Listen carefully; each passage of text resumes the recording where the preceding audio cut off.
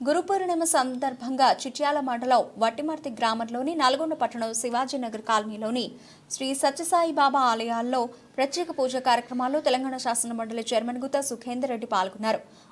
అనంతరం భక్తులకు ఏర్పాటు చేసిన అన్నదానం కార్యక్రమంలో పాల్గొని భక్తులకు స్వయంగా భోజనం వడ్డించారు. ఈ సందర్భంగా ఆయన మాట్లాడుతూ ప్రజలందరూ సుఖ సంతోషాలతో ఉండాలని గురు పౌర్ణిమ సందర్భంగా సాయిబాబాను ప్రార్థించినట్లు తెలిపారు. వానలు సమృద్ధిగా పడి పంటలు పుష్కలంగా పండాలని ఆయన కోరారు. అన్ని వర్గాల ప్రజలు అభివృద్ధి చెంది ఆనందంగా జీవించాలని ఆయన అన్నారు. ఎలాంటి విపత్తులు రాకుండా ఎళ్లవేళ్లా ప్రజలకు రక్షణగా సాయిబాబా ఉండాలని కోరారు.